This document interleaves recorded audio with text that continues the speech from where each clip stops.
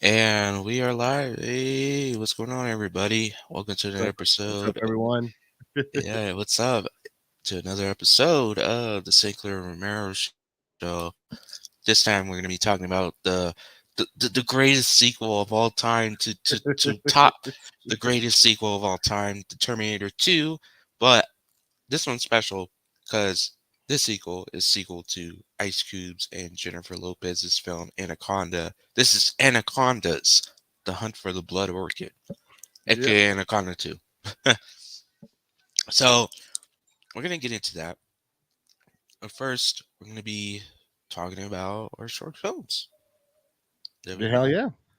So I'll let you go first Okay. because there's some things I'm multitasking, so I'm just doing this and that. No, no, But yeah, you go first and hear what you have to say, man. do you want to talk about? Yeah, you want to talk about your movie then, or Yeah, we're talking about my movie. cool, Yeah. cool, cool. Yeah, so let's talk about Stalked. Yeah, pretty solid little movie. I actually noticed. I'm curious. What was your thought process going into this one? I wanted to do like a Michael Myers type of character where he's Uh huh. just stalking a character throughout the whole movie.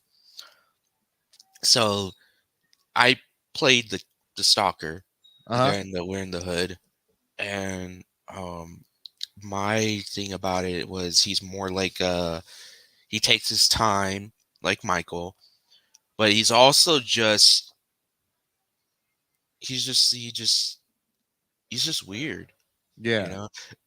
He's just you know, yes, he's stalking the dude, but he's doing it like in a very like slow paced manner because he Yeah. knows that he's not gonna get away.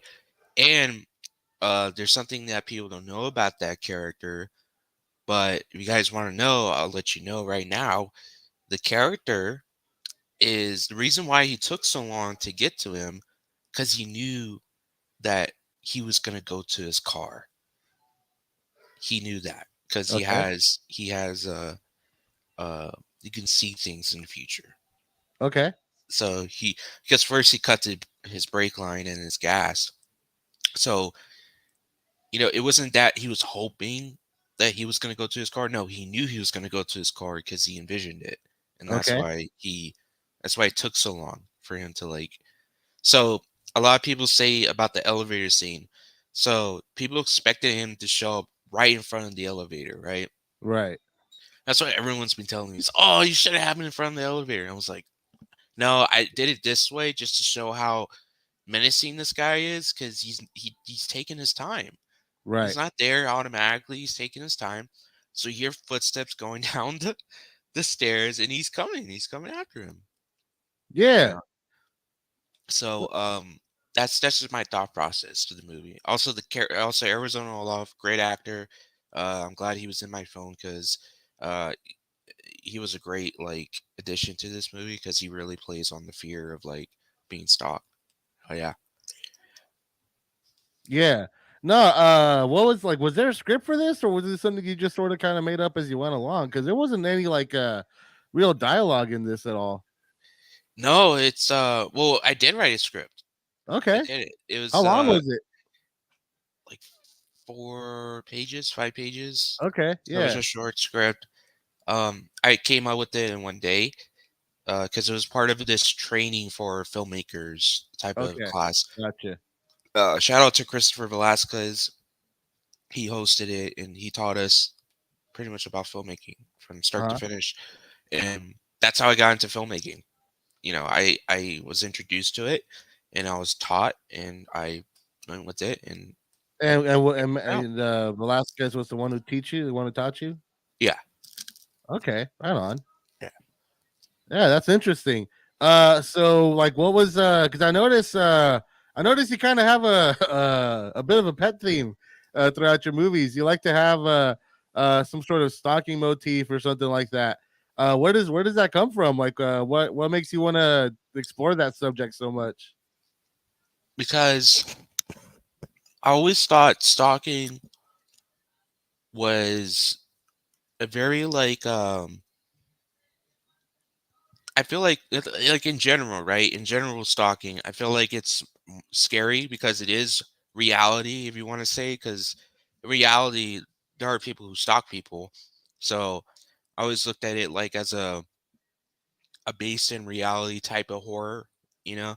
And with this character, I really was fixated on the stalking part because, you know, I mean, if you think about it, it's scary because like he's in one place and now he's in another, and he's Yeah, just staring at you. You don't see his face. He's blank emotions, and you don't know what this guy's up to. You know, he's next thing you know, he's chasing you down the hall, and next thing you know, he cuts your brake lines and you gas, and he's about to kill you. You know, yeah. so that's the way Yeah, I thought. no, yeah. I also noticed that with this one, like, it's all like there's like what, like 5 or 6 shot in the whole movie. It's like a Yeah, series of like one takes, right? number one takes. Yeah, one Yeah. takes. Well, like, how what was that like coming up with those and choreographing them? Dude, it was fun because especially for my first film because I'd never done a tracking long take type of shots. Hmm. In that film, not only was it my first film, it's my first type of shot that I did. And the way it went through is when the shots like are when the scene starts, we're always in the motion of doing it, you know, where of course we got the camera guy, which is Chris.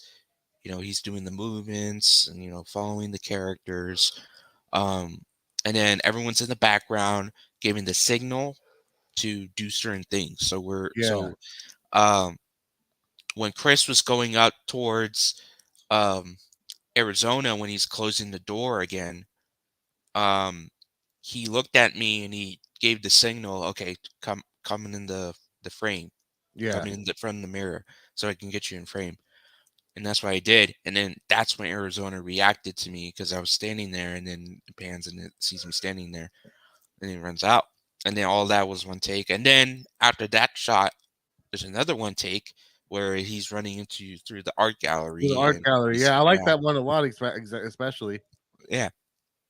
And so yeah, he's running, hiding, running, and I think we get to the elevator, which was also one take. Hmm. So he runs to the elevator. It's he's trying to press it, get it up, and all that. Goes in, we go in with him, calm down, and then the killer comes down, then he runs out, and we're still following him, and it's still one take. Yeah. We're running with him, and yeah, it was interesting process because we're on the move all the time. Right. Yeah. So how long did it take you to plan and choreograph all that, and then how long did it take to actually shoot it? Like, because fortunately there isn't much in the dialogue you have to worry about there. It's mostly just sound design. So, yeah, what was that like? As far as actually shooting the scenes? Yeah, well, with the no dialogue stuff, for me it's easy to write a script when, especially a short film with no dialogue, Hmm. because I like getting to the point. Um, that's just who I am. You know, I like to see the killings happen. I like to see the stalking happen, the tenseness. You know, I want that all there within 2 minutes. Like Hmm. that's just who I am. So, um, when I'm writing the script, there is a little build up, and then we get to the point within 2 minutes, 3 minutes in the film, and then that's when all hell breaks loose, and then it goes on from there, right? Okay. Um, that's just how I operate. Uh huh. That's why I mostly do short films because I like getting to the point. That's just that's Right. just Right. who. Right. Yeah, No, I got you. I got you. Yeah, dude. Overall, man. Yeah, like I really think this is a solid. So this is was this your first movie or your second movie? it's my first. It's my first one. So this is your first movie. Yeah. And then the movie we watched last week came after this one. Yes. Came Well, yeah, after. man. No, sorry. Go ahead. Oh, it's yeah. I was gonna say that's actually a spare. It's a sequel to the first one that I Uh huh. did because I wanted to be.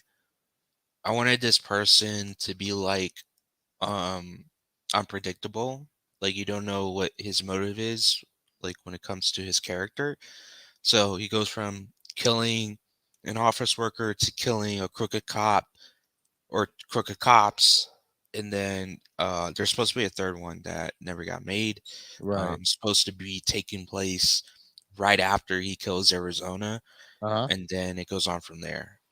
Well, see So that's interesting because in Crooked Cops or Crooked Killers, I mean, yeah, he's killing because the cops are assholes, but in this one, he's killing because he wants the other guy's life. yeah, So what happened there to change that? well, he doesn't care. Like the thing about his character, the way I analyzed it is he's more of he's a killer at heart, Mm-hmm. but his killings, like I said, are unpredictable. Like he'll go after like certain people that he just wants to kill. Like he just wants to kill. Like I'm feeling like killing somebody today. Who should I go after? No, this guy looks, he looks handsome. Oh, he looks cool. All Uh-huh. right, yeah, I'm gonna go kill him today. That's Is just that that. is that That's is that what he wanted from his life, to be handsome like he was in the yeah, movie? yeah. I get That's like interesting. because that's why he hides his face because his face is Okay. dark because there's deformity in there.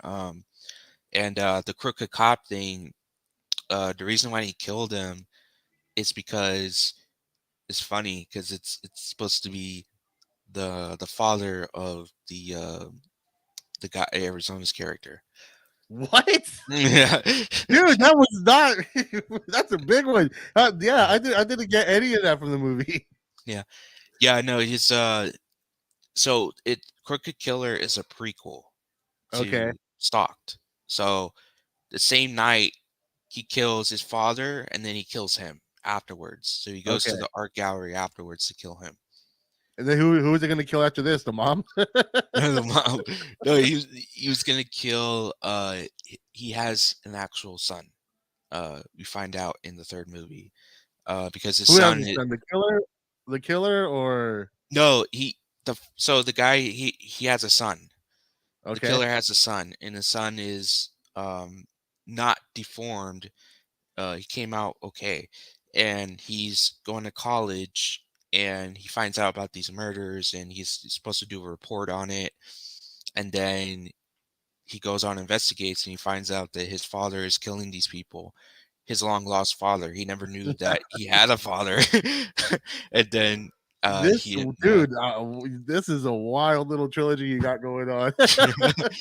yeah, Yeah, okay, cool. I really want to make the third one. I just I don't know why I didn't do it before, but It sounds like I'm it thinking sounds like about it it. sounds like some yeah, it sounds like something different from you because it seems like the main character is not going to be killing or being killed. Yeah, yeah. It's interesting because, like I said, man, like the guy's unpredictable. That's why like it happened. And Yeah, then with his son, his long lost son, that he didn't know about it, and the son didn't know about it, like because he never had a father, and the father never had a son. So when they cross paths, it's like they don't know each other. But then in the movie, you find out, or the son finds out that that's his father the whole time, and then I want you want me to give away the ending, or do you yeah, want to? sure, why not? Okay, so at the end, he ends up uh, killing his father and saves everybody. And then at the very end, um, his they find out his real name, and his real name is Kruger. And the and they were like, "Wait, you mean Doug Kruger?" And then they were like, "No, it's his brother." And then it pans to the it pans to the looks like a glove, but it doesn't have a Yeah, fingernail. So so Freddy Krueger's brother. yeah, Bro, that's wild. yeah, and that explains Oh, this deformity because he was burned alive, just like Freddy was. okay. Yeah. That's crazy, dude. That's wild. That is a lot to take in. That is a fucking sequel and a half right there. Was that gonna be a feature or what? No, it was a short film. That's It's just crazy. short. Yeah. You should. That's a feature right there, bro. There's a lot of meat on those bones for sure. Yeah, dude, it was absolutely crazy. Did you write Man, it? Did you ever write the actual script, or did it just stay as an idea? it stayed in as an idea. Um, Yeah. No, I, that's one you have to think about for sure. That's a lot to tie in together. yeah, yeah, because the reason why I incorporated the Kruger element is because the backstory for him is he's actually his brother, and he was burned alive just like his brother. So and when he comes back, he doesn't come back as a dream demon. He comes back as a vengeful uh spirit that is taking, the real form, like in reality. So he's a killer in reality, whereas Freddy was a killer in a dream. Dude, So that is just such a complicated that's you should just keep it a simple story, bro. That's a lot. That is a lot, dude. Like I'm just like over here, like, dude, what are you? If I was you, I'd cut a lot of that down and just keep it a simple little slasher movie, man. Because it's yeah, fine, like it works. Like, like the camera work is really good in both of these, especially this one. I really thought the camera work was excellent and all that, man. Like, it's cool to just make your own stuff, man. You don't got to tie it into everything, you know. yeah, I know. But I mean, come on, man, who doesn't love Freddy Yeah, Krueger? but also like, but it just seems like you're bending over backwards to put in this Freddy Krueger thing when like it's working just fine on its own. Like Okay. I would just trust it, bro. That's what I would do. Like you have a cool little concept here, like just stick with it. Keep it simple and you know? Because I mean, if you're trying to do all that, you're just putting more barriers between yourself and finishing the product, you know? Yeah, that's true. But like I said, no, like that was a idea before. Like Hmm. it obviously wasn't written out. So I was always open to different options when it comes to ending and all that. Yeah. So yeah, that's just something I can definitely think about and not or yeah, I can change it and like make it simple. Yeah. Because No, that, it's a story, right? Like should end like a well, conclusion should be a conclusion. it should be like I don't know. To me, like it should like a good movie knows like it knows what to pick on and what to develop. You know, like I mean, yeah, you have a fine little slasher story here, like a guy who's unpredictable. Yeah, like fuck it, run with that. Have you seen Terrifier? I have it. I haven't seen You it. haven't seen Terrifier, dude? Oh man, that is a fantastic slasher movie. Here, the second one is making people physically sick, which I Yeah, I believe because saw. I, the first I one's insane. Yeah, I saw pictures of someone vomiting in the lobby because Yeah, like they dude. just came out Terrifier what 2. what what makes Terrifier such a great slasher movie is that it doesn't even try to justify there's no justification for the killer. The killer just has a real he just loves killing people. He just loves it. You just see it. You can see it in his performance. That's why Art the Clown is such a great slasher because like unlike all the other guys where like they cover their face and you can't see it, like you see this guy like super excited. He's doing some horrible things, but like he's like like laughing and smiling, having the time of his life, and like that's what makes those movies so cool. Like I don't know, dude. I like the idea of someone who just likes to kill and like treats killing someone like building a boat. They just love every second of it. Like that's great, you know. Yeah, I seen the trailer for Terrifier 2, and I'm like, I tell people, I'm like, this guy's just happy. He's not evil. Yeah, Like he's just a that, happy guy. And they're that's like, what makes Art the Clown. nah, he's not happy. He's evil. I'm No, like, no, no. no, See, it's he's funny. happy. No, it's funny because it's like, no, he is evil. He's killing people in brutal ways, but it's not reality. It's a movie, and you're seeing the guy just like like loving. He just loves killing, dude. He's like Yeah. that dude from Rick and Morty. He just loves killing people, and it's like you know what? I like that you like killing people. It's like I don't know. It's like being around a little kid and he just tells you like, and he's so fucking excited for Paw Patrol, and you're like, God damn, kid, I wish I loved something as much as you love Paw Patrol. You know what I mean? Yeah. It's like that. It's like that. Like, but it's a grown ass clown that's killing people. It's like, damn, Art the Clown, you really love killing. I wish I loved something as much as you love killing. It's great, Absolutely. man. It's a great. Yeah, those are great. I haven't seen the second one yet, but the first one's really good. Yeah. Yeah. Awesome, man. You're awesome. Yeah, definitely. Yeah, I have to think about it. because right now I'm just Hmm. doing a bunch of skits, so just doing stuff. Yeah. I just did a Michael Myers skit, so I'm Hmm. currently editing it. I'm probably gonna do more because it's Halloween. So Want to put it um, out there before Halloween for sure, right? yeah, yeah, What's up? yeah. But yeah, that's stalked. The first in a supposed to be trilogy. Hmm. Um, Fortunately, the second one didn't make its money back, so the box office numbers it didn't. So Did it there's come not a through? third one. There Yeah. you go. There you go, dude. You got a Doctor Sleep sequel situation going. Yeah. Awesome. All right. Yeah. So that's stalked. Did you want to talk about your film or Yeah, whatever? yeah. Go for it, man. Yeah. Go ahead and set it up. Yeah. So your short film, man. Immunity. Hmm. Very interesting one. Yeah.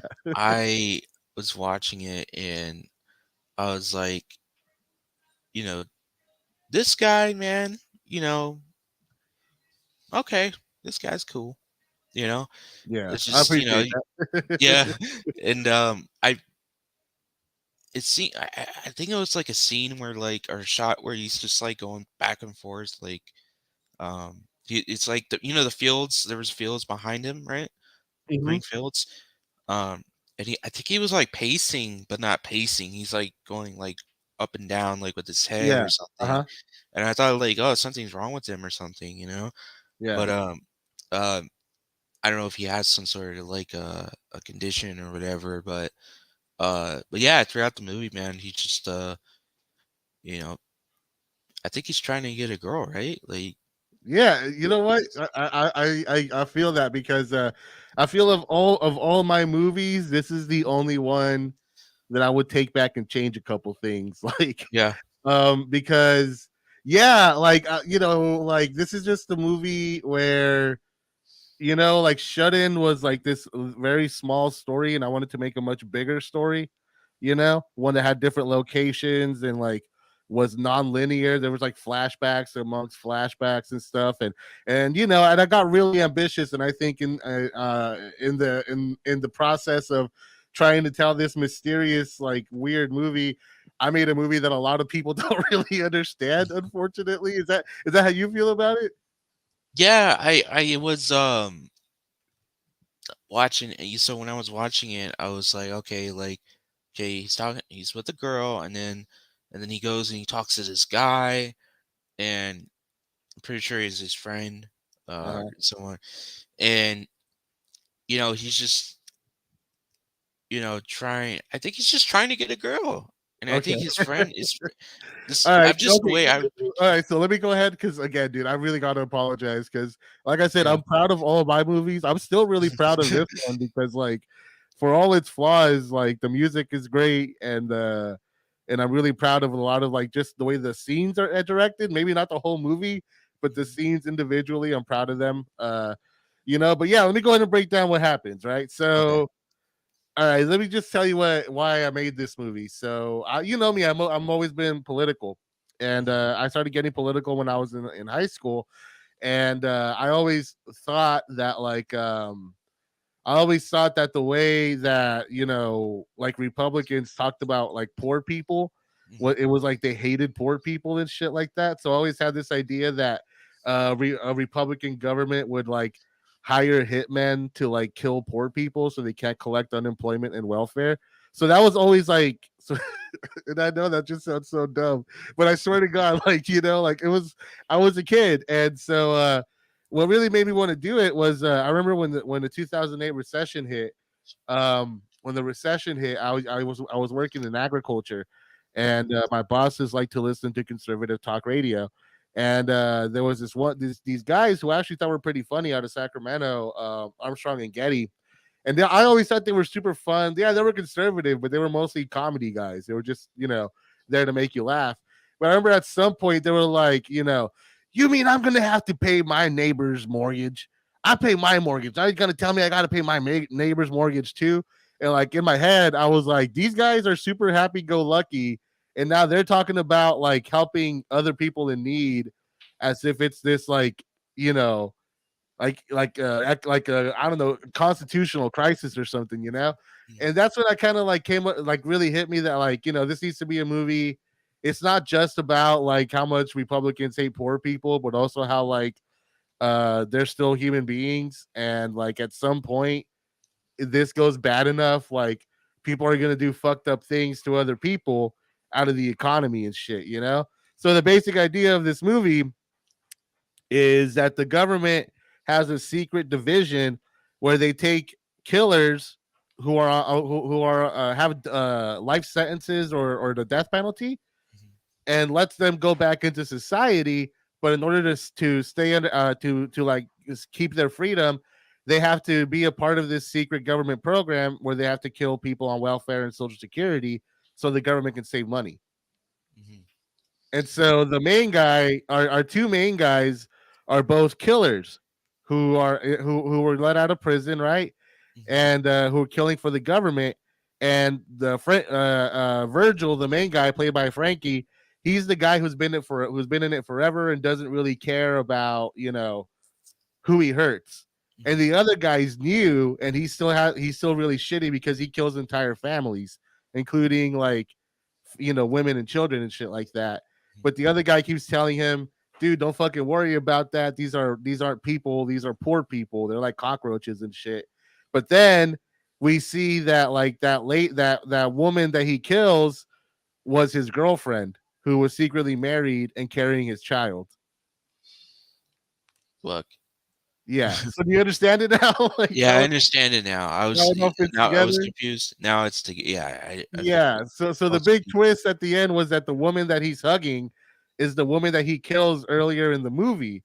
And that's somebody that he met because he was like left out of prison to be a free man, but then she ends up being on his hit list and he has to kill her. Wow. Yeah. So that's what happens in the movie. Wow, dude, that's so deep.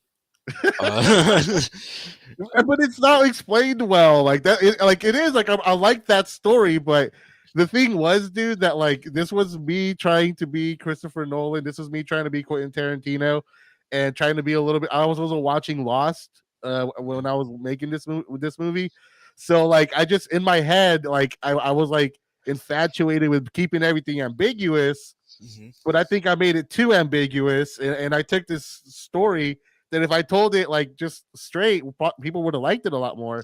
But instead, it ended up this sort of confusing mess, you know? Yeah, and I can see that. Like, I can see like there are movies like that that have a good concept, right? Mm-hmm. And they got it. It's good, okay. Then it comes to shooting it, right? Yeah. And putting it on the screen, and it doesn't come out the way they expect it, Yep. and other people expect it, and so that happens, Yeah. Yeah. and Yeah. it's And like someone I, and it's someone to blame, it's just something that happens in your career, and yeah, it's yeah, okay and improve. yeah. I mean, don't get me wrong, dude. I'm really proud of this movie. Because like I said, I think the scenes individually, I'm still proud of how they're put together. I just don't think the movie holds together very well. And I'm proud of the music. Like I do the music in all my movies except for my last one. And I'm proud of the music in this one, especially because I think it does a lot of heavy lifting. But yeah, dude, like I this movie is it's difficult for me because like I said, nobody like I feel like it's a good little story that I messed up on because I was trying to be too mysterious and too weird, you know. Mhm. But at the same time, man, like I'm curious. Like when we were this whole week, I kept thinking like, what are you gonna think about it? Because like out of all of the stuff that I've made, this is the most like one of your movies, in my Yeah, opinion. You know, because it is about killers who are killing for a fucked up reason. So like, yeah, like did any of that speak to you? yeah, and the whole killer aspect, people that have to kill people in order to um what I'm guessing through the film was they have to remain alive or be free. You know, that's their option that they're given if they kill these poor people, right? Yeah, And I find it interesting because a lot of killers, especially in real life, like Ted Bundy and stuff, they did it. They had a choice. They Hmm. did it for, a choice, and it's for their pleasure and all that. The way I see in this film is like they had no choice and they do it because they have to. And Right. it's not something that they had a choice of doing. So I find that interesting, especially, movies like The Purge, where like everyone's giving there's a law that's given from a certain amount of time that people can do whatever they Yeah. want. They can commit any crimes they want and they won't get arrested for it. And but even there, like, they made a choice. Like, they didn't have to do what they had to do. But in this movie, they have to do it because, they had to. Yeah. And it's No, interesting. yeah, and definitely like a big part of the movie for me was like about how when you do this kind of stuff, because in a lot of ways they're like soldiers too, And this was, and I was very anti-Iraq war when I was younger. So like I've always been kind of fascinated by that sort of moral dilemma. Like, George Bush, man. what yeah, yeah, exactly. And so yeah, this movie was a big commentary on that too, because in a lot of ways, like the soldiers kill women and children.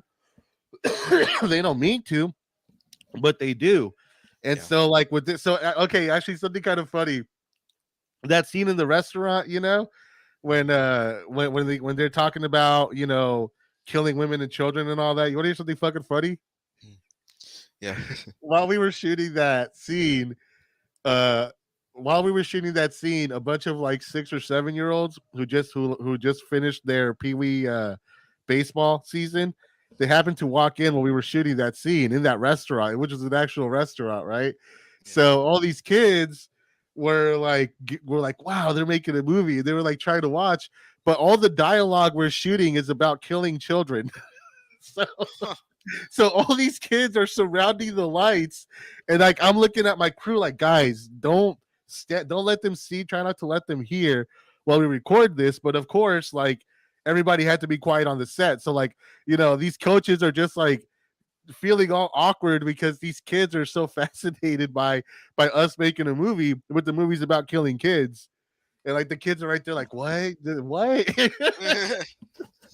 So that was pretty fucking awkward, man. But like, yeah, I have a lot of good memories about making this movie though, because like I said, I wanted it to be a bigger story. Like I wanted it to tell in different time, like in the past, non-linear shit. Like I was really ambitious. It's just like I feel like right now I would be able to tell this movie non-linearly in a very interesting way. But as my second movie, I think I was being a little too ambitious for my talents at the time. Absolutely, man. Uh, young. I'm young. I'm 22. Yeah, So I got a lot to learn. yeah, So like you said, like your views change over like 10, 30 years, yeah, whatever, like what your age is, like you change your views and you become more wiser and more I guess you can say smarter, or yeah, when it comes to like learning stuff, like learning new things and like actually have context and like just trying to understand like uh the world itself, like different hmm, parts of it, whether it's politics, whether it's uh agriculture, whether it's you know uh neighborhoods, like it could be anything. Like you start digging in and you're learning, and it's yeah. good because as a filmmaker you could tell a story that revolves around certain things that you know about because you did your research and you're like, oh, let's do a movie about this. Yeah, that's the So thing it's too, really though. cool. Like this is Immunity is a movie that I only could have made at that point in my life. I don't. The movies I want to make now are nothing like that. Like, with Immunity, like I very much just wanted to with the kids in uniforms. That would have been funny. Yeah, that actually would have. But like, when I was trying to make a tense thing. But like, I know that like the stories like. Let's put it this way: I would never make a movie about killing women and children. Yeah. Unless I thought it was absolutely necessary. And I think it's justified in this movie, but also like I just wouldn't tell a story that goes that ham. You know what I mean? Like, just seems like a little like crazy. But I did do a story about that. And that that was my second movie. Yeah, dude. So I actually wrote a sequel to this one. because I felt really bad. Literally, like the day that I had my premiere, it was like one of those things where, like, in my head while I was directing it, like I knew the story, and then I edited it, and I thought, oh, there it is, exactly what I wanted. But then nobody knew what the fuck I was talking about. Like I remember, like when I had the premiere, like people liked the individual scenes, and like everybody really liked the ending. But everybody came up to me being like, "So this and that and this and that," and that's when I realized, like, I fucked up. Like nobody knows what happens. Nobody understood what happened in this movie. So I actually wrote a sequel, and I think you would have liked that fleshed out the story in the world a little more. You want to hear Yeah, sure. it? So the movie starts off introducing the new killer, and the new killer is somebody who loves killing, who actually like literally like makes a game over. He tried to like he writes down how long it takes for him to kill people, or if he or even better if he can convince somebody to kill themselves. Right. And the movie starts off with Jigsaw? him. What happened? I said it like Jigsaw. Yeah, yeah, kind of like Yeah. Jigsaw, yeah. Yeah. But like instead of like creating traps, he like tries to like talk them into it. And the movie starts off with him talking the guy into killing himself, and then like helping him kill himself. Like, and he's like, and it's supposed to be like he sounds like a mother like comforting her child and shit. It's like really disturbing, right? Yeah. And then we catch up with like how it all looks like after you kill someone. You go to the office, and you know the girl in this movie with the dreads. Yeah. That's my Yeah, it's the cousin, dress. and she was gonna be in the second movie too. Oh, And alright. she really yeah, she really hates this guy because he gives her the creeps. Because he really enjoys killing people, and she really thinks that's creepy. And one day she's collecting fucking names and all that, and she sees that her name is on the list, and she freaks out, and she tells her boss like, "Hey, like what the fuck is this?" And like the boss is like, "Oh, sorry about that. It must have been a typo." Like, dude, like, are you kidding me? A fucking typo like this? If I didn't catch this, he would have killed me, and you know it. You know. So Yeah. like, yeah. So her being on the list makes her realize like what she does is help people kill people, like innocent people. And she starts to feel really fucking bad about what she does for a living. And so she decides to track down Virgil, the main killer in this movie, who after almost killing his girlfriend, after killing his girlfriend who was pregnant with his baby, is like this homeless guy who is just like going around drinking alcohol, trying to himself to death, basically, Mhm. right? And so eventually she finds him, and they work together to get out a bunch of like files and videos to bring it out to the public. And they decide to do this by finding out who was the next guy on the list, right? And Mhm. getting to him before the other killer does. And then they all work on this plan together to use him as bait, record him getting about to get killed, and then releasing that to everybody, right? But then the killer who is like stalking the girl when she's not looking, finds all this out, and then kills the girl and kills the other guy first. And then the guy he was supposed to kill, who was on the list, gets away with it. And then we find out that he went on this whole thing, that he lost his job and blah, blah, blah. And the movie ultimately ends with him, like, instead of running away like he does with every other problem in his life, that he's going to go back, get all those files and footage, and then let the world know that the government is doing this to poor people. And then he has to go like against the new killer who's like super sadistic and all that. And it was this big fucking like action, like third act fucking face off. And at the end, he eventually does the thing, but because the government's after him, like he nobody could ever know that he did it, and he goes away into obscurity. Yeah. Yeah. So that That's was gonna be the sequel. yeah, that would have been even more interesting. Right? Especially Yeah. like a serial killer that doesn't kill. Like what I'm trying to say, like a serial killer that kills people but doesn't kill people. They just make people kill themselves. Yeah.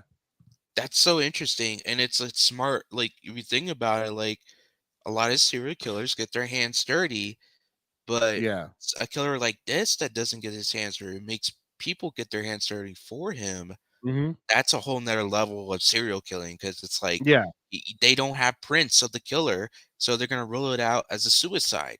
Yeah. And so it's very smart, like from that character, do something like that because then nobody will even like notice or like figure out or even like look into this stuff because it looks like a suicide.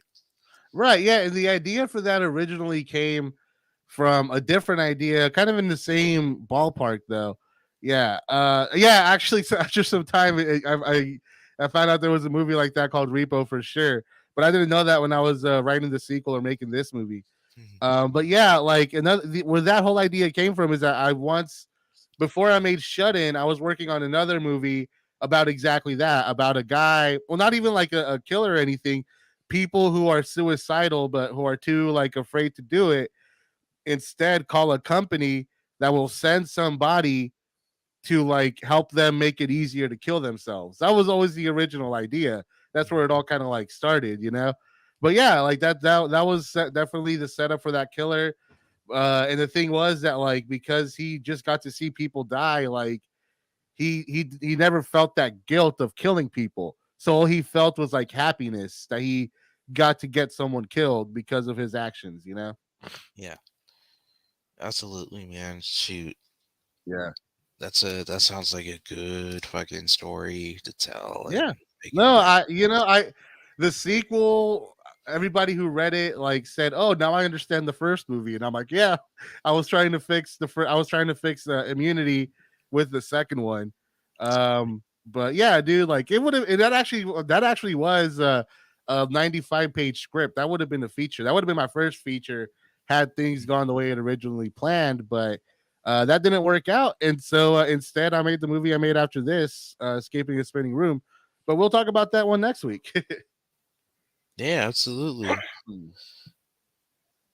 Yeah. So yeah, those are two short films that we talked Mhm. about. Absolutely, got some input, got some insight, and yeah, that's a good. So yeah, if you want, Very similar movies for both of us in a lot of ways. yeah, we're They're talking about both movies killers. about, yeah, killers and unmade sequels and a bunch of shit that was going on that neither of us actually were able to put into the movie well.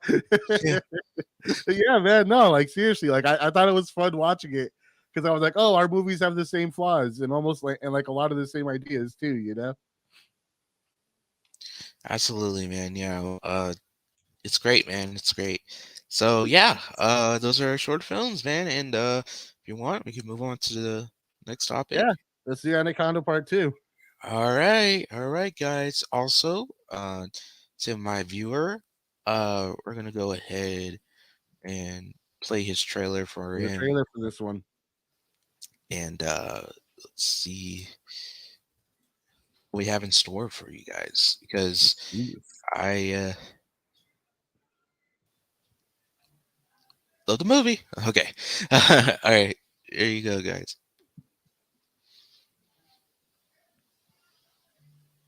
Not seeing anything quite yet. Yeah, let's see. Can you see? All right, can you see now? No, I'm not seeing. Oh, there we go. Yeah. Yeah. Okay. Cool. All right, this is Anaconda. It's the hunt for the blood orchid.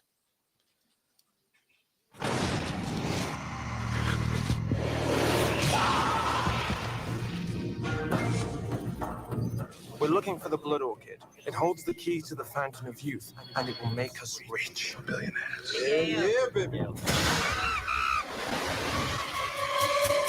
We got problems.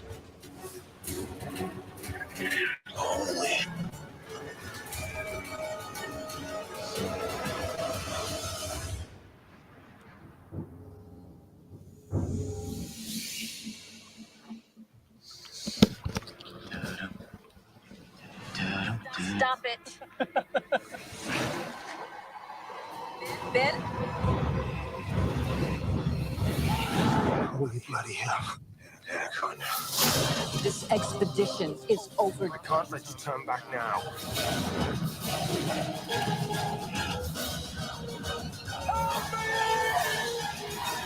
Anacondas, the hunt for the blood orchid.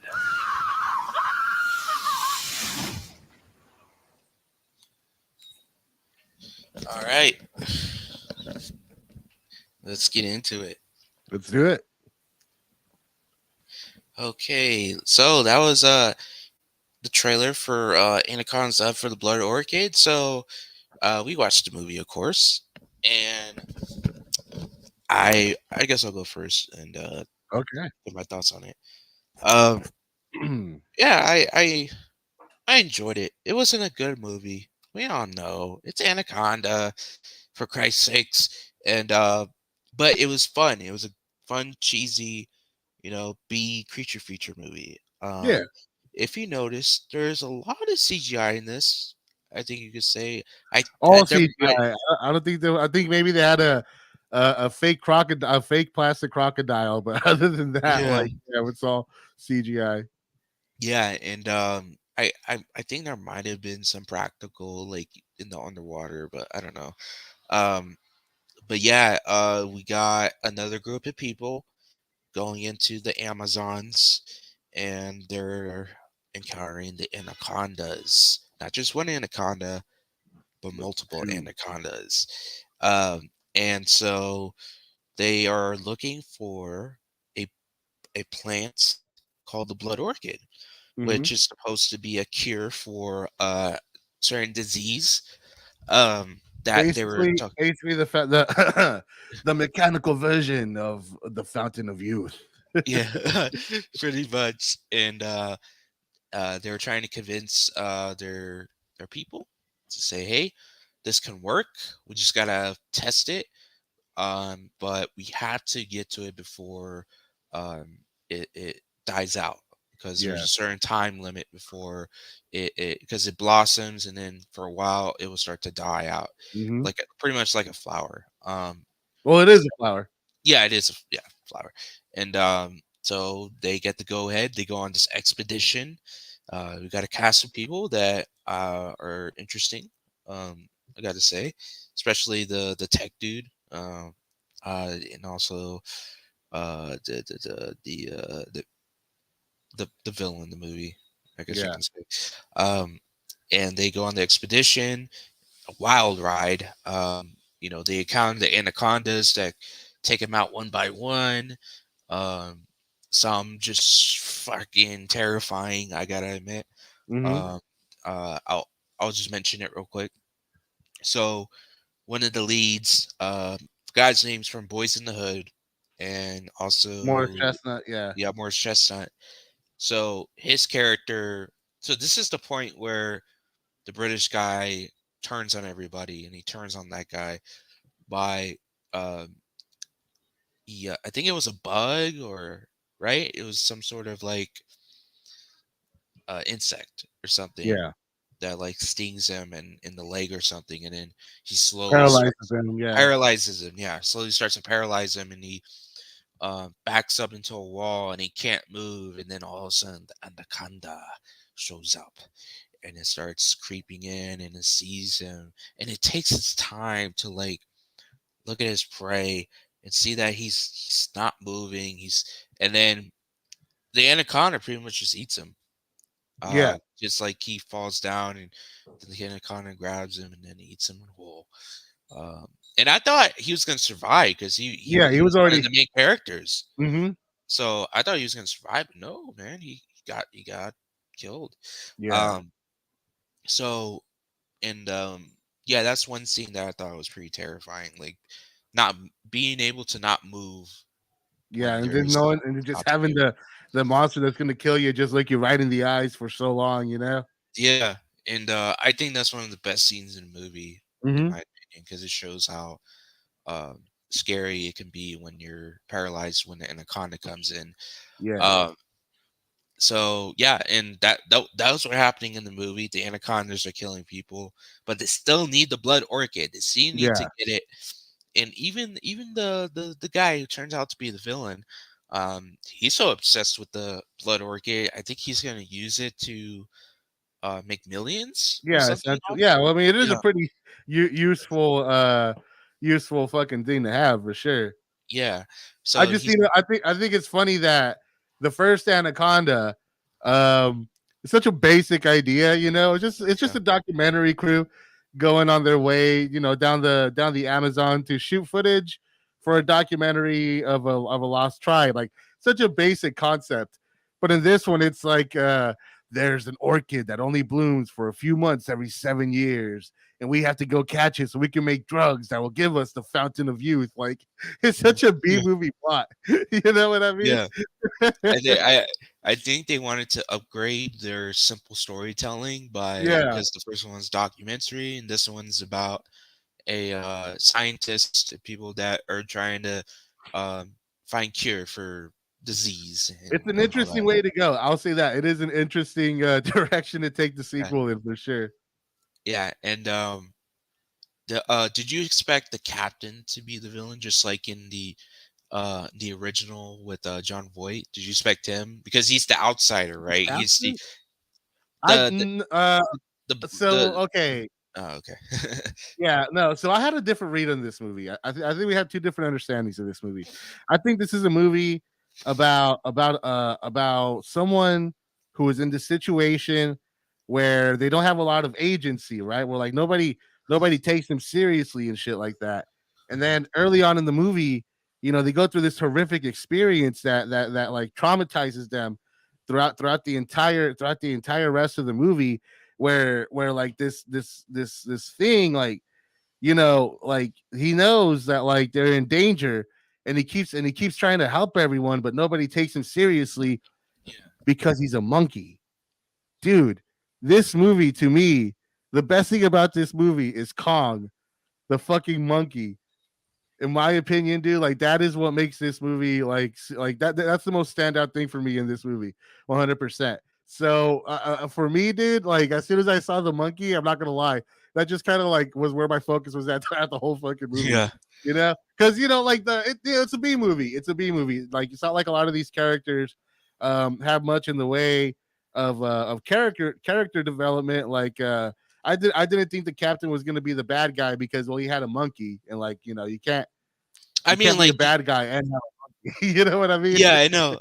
But like before that, when you didn't see the monkey, did you expect them to be a little suspicious? Yeah. Like he had that sort of like I mean, my initial read was like a Han Solo sort of like selfish dude, but like I got that Han Solo vibe, so I didn't think he was gonna be like the bad guy like John Voight in the first movie. Like I expected him to have that redemptive thing. Like I knew that one of the three business people, I knew they were gonna be one of the bad guys by the end and all that for sure, though.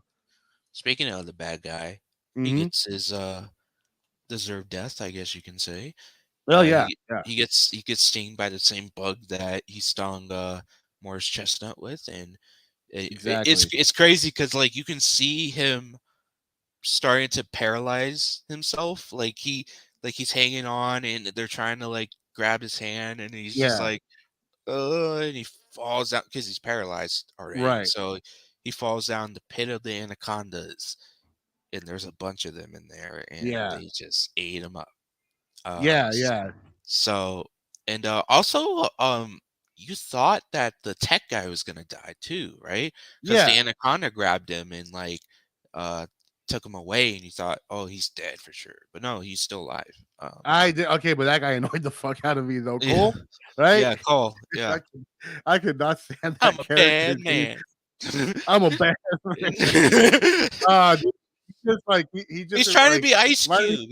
He's trying to be Ice Cube. I know that. I know, but like he came off like Chris Tucker, but without any of the fun or charm. Like he was just loud. He kept screaming every line he had, and I was like, dude, shit. I didn't like his character too much to be honest, but like no, to the point where like at the end, like I wanted him to die. I was like, just kill this guy, but like he kept surviving, and I was like, son of a bitch. Yeah. No, I wasn't too big of a fan. Dude, I'm telling you, like I thought this movie was like overall pretty okay, like and then just a fun B movie to watch. The one thing, dude, I'm not gonna. I swear to God, you think that I'm joking, but I'm not. That fucking monkey was great. Like I thought that I Yeah. was really blown away by the monkey throughout the movie.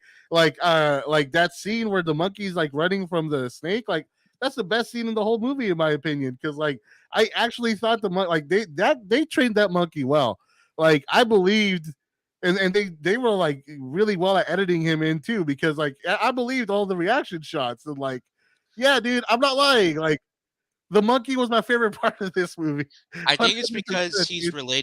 related to the monkeys in the first one. Especially, I think it was one monkey in the first one that got Uh, killed. And I think he was related to him. He was like, "Oh, I've seen this shit before. It's the no, but like anaconda." this monkey. Yeah, but this monkey has an arc though, right? This Mhm. monkey has an arc because at the beginning of the movie, right? Like it's just this fun-loving monkey, like it doesn't think much about like how dangerous the world is until he goes outside of the boat and it almost gets killed by this fucking by this anaconda, gets chased down by it, almost gets killed and eaten by it. But the monkey finds its way back to its owner and it's back in like relative safely. But like it's so weird because the movie actually like cuts in like on a close up of its face when it comes back to the boat and it looks all freaked out. And then like you watch the whole movie and it's like every time that something bad happens, Kong the monkey is right there screaming and like, oh fuck, guys, it's whatever, it's coming. But everybody's like, oh, that's just a monkey. Who cares? But then and then like it's so crazy because like the monkey just keeps screaming, like it's always screaming like in horrible fucking fear every time something happens, right? But then the fucking okay, and I swear to God, you think I'm gonna be kidding, but I promise you, watch the movie, it's there. So they go over the fucking waterfall, right? And they all survive, and the fucking like and the monkey just kind of went through this experience where like it should have died again, but he was with all these people who like were like became like his new pals or whatever. And like if you notice, like he stops screaming every time that something bad happens from there on out in the movie. And they even show him when picking up the pieces of the boat, he brings the lamp. A lamp, dude, light. He's bringing light back. You understand what I mean? I Yeah. swear to God, dude, like the monkey is the fucking central character of this movie because it goes through this whole arc where at some point it deals with its problems, its monkey emotions, and then at the end, like all this shit's going on, but the monkey isn't like scared anymore. It's just like letting all his pals handle it. And at the end of the movie, Dom, how do you know the good guy won at the end? When they're happy. When he gets the girl.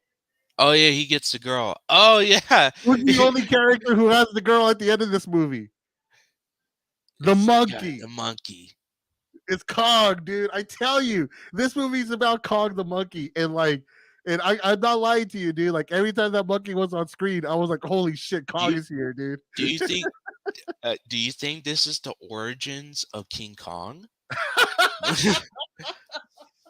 Like Dude, it should be. It this is should his totally origin be. story. Yeah, or like this is like King Kong's like fucking the cousin the uncle that inspired him. Yeah. Like and like he might have been a small Kong, but I'm gonna be the King Kong in his honor. Uncle Kong, rest in peace. Yeah. Yeah, dude. That's it's all I noticed it throughout the movie, but I never paid attention to it because I was so interested in the anacondas and Yeah, seeing who's gonna die next. Um, but yeah, dude, you make a good point. yeah, That's a character like yeah, dude. Cujo.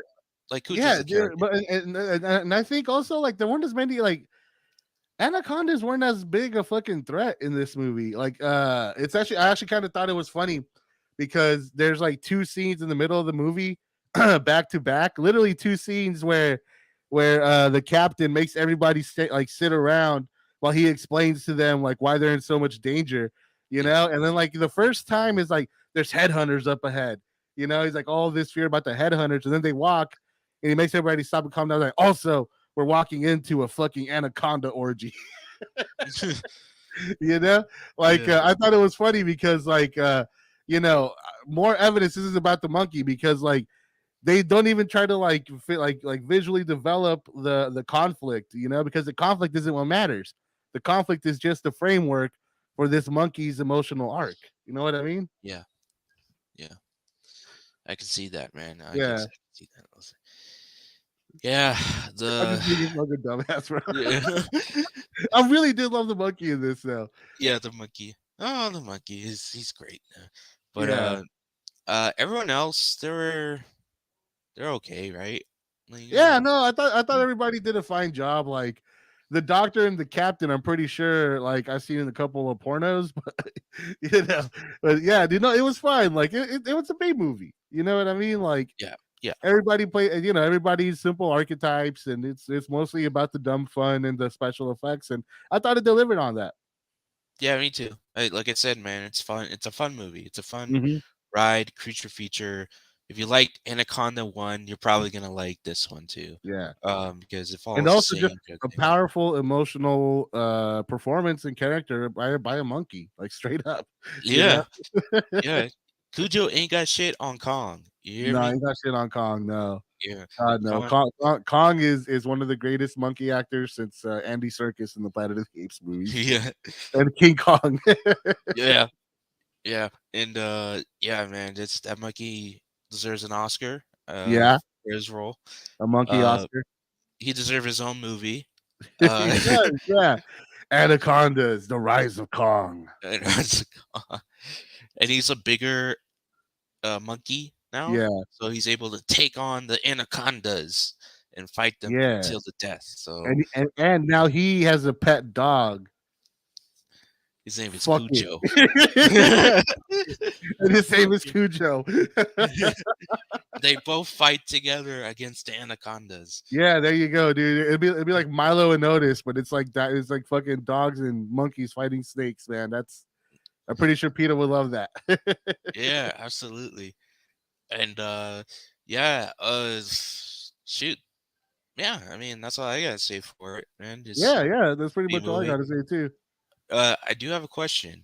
Uh-huh. So do you have a favorite like snake movie? Like, Favorite snake movie. God, that's a good yeah, question. Not that I could think of, to be honest, right now. No, mine's is not too big. Go yeah, ahead. mine's is Snakes on a Plane. I saw that one. That's a good one. I like that one. Yeah, Samuel Jackson. Um, I saw yeah, that one in theaters when it came out. Actually, I saw that opening weekend. yeah, yeah. Dude, it's. I really want to see a sequel, like Yeah, Snakes on a Plane 2. The fuck, they should add like it's not just Snakes on a Plane 2. It's something after Snakes on a Plane 2, and then there's another title for it. snakes on a plane on a boat. Make it a military thriller Yeah, where they're on a navy fucking carrier boat with a bunch of jets on it, and then you know, like Russia develops a bunch of hyper intelligent snakes that could fly airplanes and shit. So yeah. these snakes go into I don't know, dude. You know, if you're gonna make the way I see it, if you're gonna make a B movie, make a B fucking movie. You It know? was a B movie. I like Snakes on a Plane. It's such a Yeah, good. no, it totally was a B movie. Yeah, but it was a It was fun one. Yeah, people say it's like, oh, it's so ridiculous. Why doesn't he like send his men to go kill these? Why does he have to put in snakes on the plane and like Yeah. have them deal with it? Because who the fuck Because knows it's what? badass. That's why. Shut up. Yeah, I It's mean, a movie. shit. Sometimes it's fine. Sometimes it's okay for movies to just be fucking badass sometimes, you know? Yeah, exactly, man. And by the way, it's still relevant to Anaconda because it's not just snakes. There's an anaconda in that movie. How about this? Anaconda on a plane. And it's Yes. about Jennifer Lopez's character from the first movie. And like Jennifer Lopez and Ice Cube's characters are still making documentaries together. And they're about to go interview this famous monkey who survived an anaconda attack named Kong, Yeah. you know? And that's what the movie's about. Like, like the anaconda sneaks on board because he wants to take down Kong once and for all. Yeah. Meanwhile, up there, Jennifer Lopez and Ice Cube have to stop it all from happening. Yes, yes, he's on the plane and he's trying to kill the remaining survivors of the Anaconda movies, you know. So Kong, Ice Cube, and Jennifer Lopez team up to take him down from once and for all, the last remaining Anaconda, and it should call it Anaconda on a Plane, the final chapter. The final chapter. I like that. Yeah, Yes. Wraps up the entire fucking both fucking movie series. yes, absolutely. Did you know there's a Lake Placid versus Anaconda? Is there really? Yeah, I have no the idea. big Lake crocodile. Placid. The first Lake Placid's a great B movie. Dude, it's awesome. It's Yeah. fucking awesome. Came out after Anaconda. And yeah, they made a like Bassett versus Anaconda movie. So we Yeah, might get to that one day. for See what they sure. did with that. So yeah, but yeah, this is Anaconda or Anacondas, The Hunt for the Blood Orchid, Hell yeah. and I want to do something real quick. Still, I want to still stay on. Eduardo, you can freely leave whenever you like, Okay. because I really want to make sure I talk about this movie double feature I seen at a premiere because the guys, the filmmakers, want me to do a review on it. So Okay. I like to do like continue streaming and talk about it real quick, and then I'll get off. But of course, if you want to stay, you can stay. But if you have to go, you can go. Oh yeah. Uh, I'll just wrap up this yeah, the episode then. yeah, Cool. yeah, yeah. Wrap it up. So Anaconda is a better or Anaconda on for Blood Gate. Is it better than the first or is it equal? Yeah, I'd say it's equal. Okay. Yeah. It's equal. For me, it's equal as well. Of course, we enjoyed it just like Anaconda. So, by the way, guys, it's free on YouTube. We're on Search up YouTube. Anacondas, Hunt for the Blood Orchid. It's free. There's ads, but it's free. So check it out if you haven't. And we'll be back next no not next week because there's a shoot going on at the be at for a film. So That works out. I was gonna talk to you. I was gonna talk to you about that because I gotta go to Mexico next weekend. oh, okay, cool. So Yeah, it's yeah. very So convenient. 2 weeks. Yeah. Yeah, 2 weeks. So yeah, all right, guys. Yeah, come back within 2 weeks, Yeah. same And time, same day, and yeah. we'll get back on it. And we'll be Anything else? watching. Yeah. Let's go ahead and name the movie 12 Monkeys. We're watching 12 Monkeys for the next one. Oh, okay. Never Talking heard of about it. monkeys. Yeah, more monkeys. Yes, More monkeys. monkeys. I bet you. I'm gonna like this one 12 times more than Anacondas because it's about Yeah, 12 monkeys, not just one.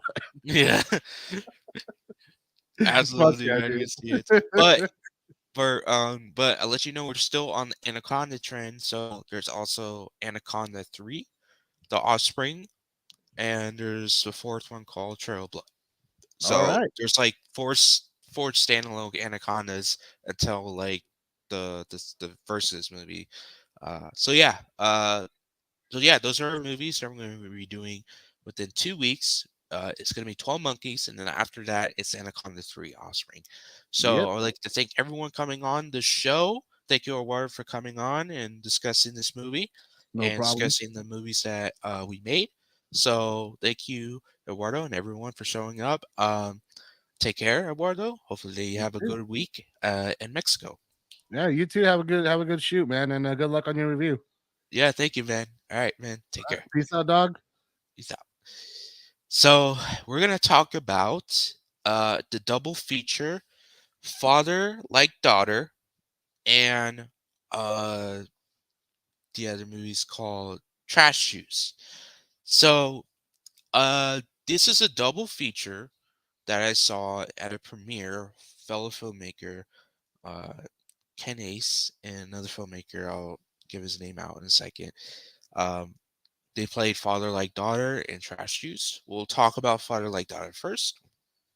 So Father Like Daughter is it's a story about a father and a daughter escape a mental asylum and they end up going on a killing spree in a valley. And it kind of reminds me of The Hills Have Eyes meets uh Devil's Rejects, I guess you can say. And they go on this killing spree and you follow this cop and this detective that are trying to take down these two people that are causing mayhem and going on a killing spree. And I gotta say, it's a fun movie. It's just plain fun B movie ride.